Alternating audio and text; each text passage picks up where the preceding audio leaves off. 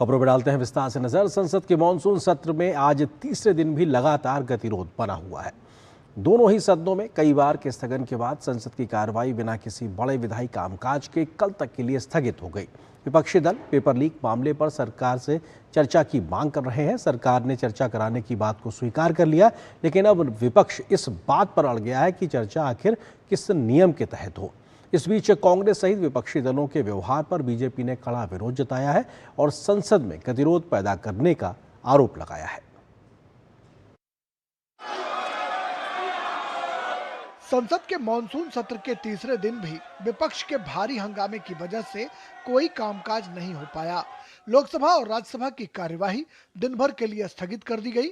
विपक्ष के हंगामे के बीच सरकार ने साफ किया कि वो सदन में पेपर लीक पर चर्चा के लिए तैयार है। हंगामे के बीच संसदीय कार्य मंत्री किरण रिजिजू ने कहा कि सरकार किसी भी मुद्दे पर चर्चा से नहीं भाग रही है। उन्होंने साफ किया कि नीट प्रश्न पत्र लीक जैसे महत्वपूर्ण विषय पर सत्ता पक्ष नियमों के तहत चर्चा कराने के लिए तैयार है। चर्चा कब होना है, चर्चा का ड्यूरेशन कितना लंबा चर्चा होना है और किस नियम के तहत होना है, माननीय स्पीकर महोदय सारे पार्टी के फ्लोर लीडर से बातचीत करके इसका निर्णय किया जाए। सरकार पूरी तरह से नीट पेपर लीक पे चर्चा करने के तैयार है और इस देश के युवाओं का भविष्य के लिए हम सब मिलकर के एक सार्थक चर्चा हो, ये सरकार चाहती है। विपक्ष में रणनीति को लेकर अलग अलग सुर दिखाई पड़ने लगे हैं। कांग्रेस ने पहले सदन में पेपर लीक पर चर्चा की रणनीति बनाई।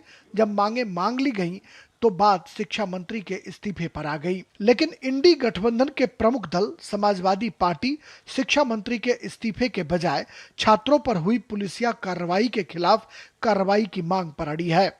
छात्रों की नहीं सुनी जाएगी तो सड़कों पे आएंगे और जो सरकार ने व्यवहार किया है, इस्तीफा तो क्या है, इस्तीफा तो जब चाहेंगे तब मंत्री ले लेंगे, सदन के बाद ले लेंगे। लेकिन सवाल ये जो छात्रों के साथ व्यवहार हुआ है, उनके हाथ तोड़े, सर तोड़ा, उनके कपड़े फाड़े। इधर राज्यसभा में जब सदन की कार्यवाही दोपहर बाद शुरू हुई तो उपसभापति हरिवंश ने सदन को चलाने की कोशिश की, लेकिन इस दौरान सत्ता और विपक्ष में भारी नोकझोंक देखने को मिली। राज्यसभा में नेता सदन जेपी नड्डा ने पेपर लीक पर चर्चा की बात दोहराई तो विपक्ष के नेता मल्लिकार्जुन खड़गे ने शिक्षा मंत्री के इस्तीफे की मांग दोहराई। जब बात नहीं बन पाई तो राज्यसभा को दिन भर के लिए स्थगित करना पड़ा।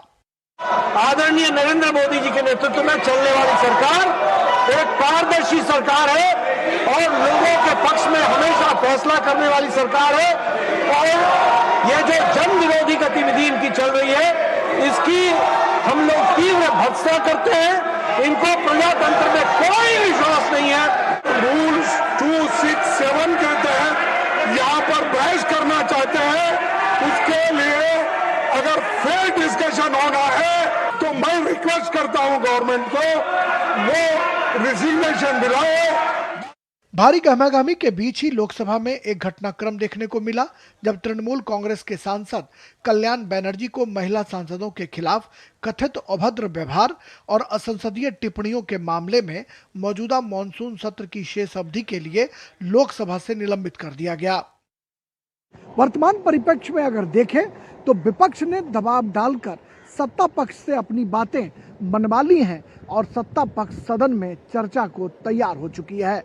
लेकिन सवाल सबसे बड़ा है कि क्या विपक्ष को हठधर्मिता छोड़कर सदन के भीतर चर्चा में शामिल नहीं होना चाहिए, क्योंकि उन्हें सरकार को घेरने के लिए सदन के भीतर भी भरपूर अवसर मिलता और वो चर्चा में भाग भी ले पाते। कैमरामैन मोंटी और अपने सहयोगी निशांत राय और अनुज यादव के साथ राजेश राज, डीडी न्यूज़, दिल्ली।